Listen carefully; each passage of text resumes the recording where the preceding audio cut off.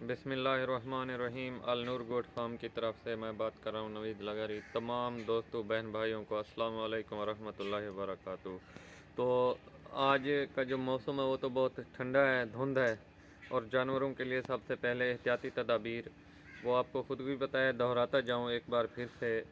धुआंधार जगह रखनी है, गर्म रखना है अपने वाड़ों को। और आज का जो हमारा फ़िलहाल मौजूदा टॉपिक है वो है अल्फ़ा की कटाई हो गई है। तो ये आपके सामने है अल्फ़ा लूसन, तो आप देख सकते हैं। तो अभी इसको कुतर कर मैं खुश कर रहा हूँ, और खुश करने का भी तरीका और रात के वक्त इसकी क्या एहतियाती तदाबीर अपनाई जाएँ जिसकी वजह से हमारा कोई लॉस वगैरह ना हो। बाज़ औक़ात लॉस इस तरह होता है कि फफूंदी वगैरह लग जाती है, और वो क्या एहतियाती तदाबीर हैं वो मैं आगे चल के आपको दिखाता हूँ। और इसकी कटाई मशीन के ऊपर कैसे करनी है, सबसे बढ़कर जो अहम बात है, थोड़ी थोड़ी सी मशीन के अंदर डालनी है, इतनी सी। अगर हम ज़्यादा डालेंगे, क्योंकि ये सब्ज़ है, ड्राई नहीं हुई, एक दिन की खुश्क हुई हुई है, एक दिन उधर पड़ी रही है, रात को फिर मगरिब से पहले उठा लिया था। अगर इतना डालेंगे तो इसके अंदर जो पानी है वो बाहर निकल आएगा, और इसी हेक जो हम बना रहे होते हैं उसके अंदर जज़ब हो जाएगा, जिसकी वजह से इसमें स्मेल हो सकती है, फफूंदी हो सकती है। तो मैं खुद बज़ात खुद आपको इसकी कुतराई करके दिखाता हूँ कैसे कुतरा जाता है। ये इतनी सी मशीन लेनी है, और फ्रंट से आप देख लें कितना बेहतरीन और अच्छी चीज़ की कटाई हो रही है।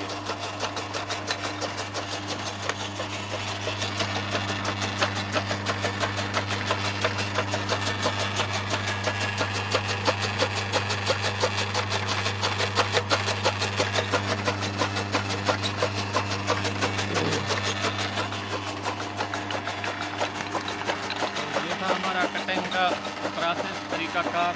ज़्यादा नहीं डालना, ज़्यादा इकट्ठी नहीं डालनी, नहीं तो फिर स्मेल कर जाएगी, स्मेल आएगी जिसकी वजह से जानवर नहीं खाएंगे। तो आगे इसको खुश करने का क्या प्रोसेस है वो मैं आपको दिखाता हूँ। तो अब यो प्रोसेस है वो कुतराई का प्रोसेस था, ये प्रोसेस है इसको खुश करने का। तो इधर सारी जो हमने अल्फ़ा बिछाई हुई है, दिन को इसको धूप लगती है, और मौसम आपके सामने बिल्कुल ही शदीद धुंध है, बहुत ही शदीद धुंध है। तो सर्दियों में तो इसका जो खुश करने का टाइम पीरियड होता है वो 4 से 5 दिन लग जाते हैं, और गर्मियों में 3 दिन के अंदर अंदर हो जाती है। तो रात के वक्त जो हम एहतियात नहीं करते, क्योंकि मुझे एक दो दोस्तों की कॉल आई थी कि हमारा जो है वो थोड़ा बहुत, जिस तरह मैंने आपको बताया है, कुतराई में मिस्टेक हुई है, तो उसमें स्मेल आ रही है और वो काला हो गया है, ब्लैक हो गया है खुश्क होने के बाद। क्या हम अपने जानवरों को खिला सकते हैं? तो जब उसको फफूंदी लग जाए तो उसमें टॉक्सन होता है, और टॉक्सन जानवरों के लिए कितना ही ख़तरनाक है ये आप सब जानते हैं। तो सबसे बढ़कर हमारे जानवरों के लिए ख़तरनाक टॉक्सन ही होता है, और टॉक्सन किसे कहते हैं? फफूंदी से जो जहर बात पैदा होती है उसे टॉक्सन कहते हैं, और ये आप सब जानते होंगे। अब अगर हम ये सारा शापर बिछाया हुआ है, और जहाँ शापर मिस हुआ था उसके ऊपर बोरे हमने लगा दिए हैं, लेकिन जगह कोई नहीं छोड़ी कि ऐसे पड़ी रहे। अगर ये ऐसे पड़ी रहती तो ये आप देख लें, ये सारा पानी ही पानी है, ये देखें, ये सारा पानी है, और ऊपर से सर्दियों में वैसे भी शबनम पड़ती है बारिश की तरह। जब मैं इसे फोल्ड करता हूँ, कम से कम 1 किलो के करीब करीब एक शापर से जो है वो पानी निकलता है, इकट्ठी एक जगह के ऊपर इकट्ठा हो जाता है, और उसको साइड में किसी बर्तन में भर के फिर इसी शापर को भी इस दीवार के ऊपर लगा देता हूँ, और ये धूप से खुश्क हो जाता है। और हमने किस वक्त हे के ऊपर डालना है इसे? हमने इसे मेरे भाई डालना है ख़ास तौर के ऊपर असर के बाद मतलब 4, साढ़े चार बजे के बाद 4:30 बजे तक हमने इसे डाल देना है खुश्क हुए के ऊपर।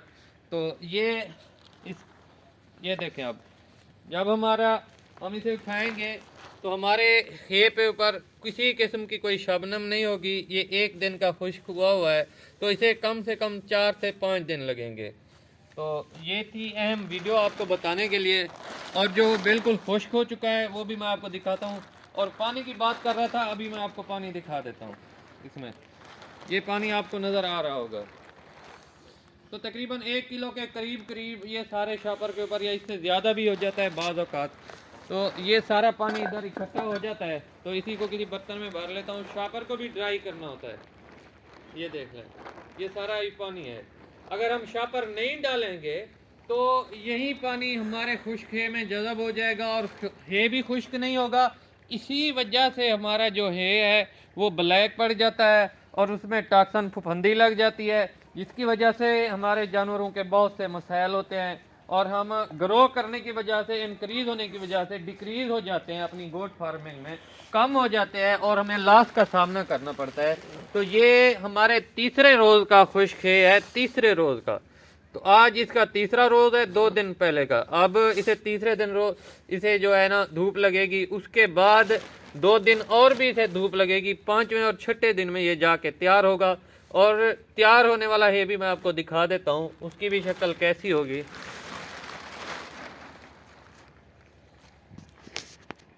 तो ये हमारा 5 रोज़ा तैयार किया हुआ खुश्क है, बिल्कुल खुश्क। अब इसमें पानी की कोई मिकदार नहीं है, और एक अच्छे है की खसूसियत यही होती है कि उसके अंदर जो पत्ते हैं उसकी मिकदार ज़्यादा हो, ये आपको नज़र आ रही होगी।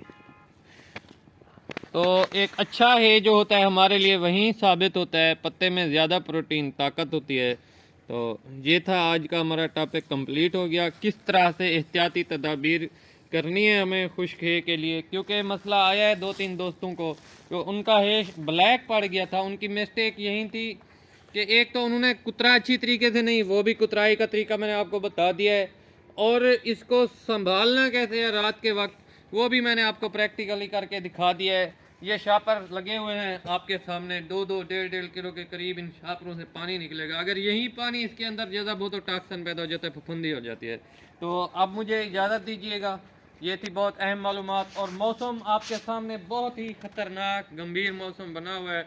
इसी मौसम में ख़ास तौर के ऊपर हम बकरी फार्मर हजरात, चाहे जितने बड़े फार्मर हैं या मैं भी हूँ, अगर एहतियाती तदाबीर नहीं अपनाऊँगा तो हम मार खा जाएंगे, जिसकी वजह से हमें लॉस का सामना करना पड़ेगा।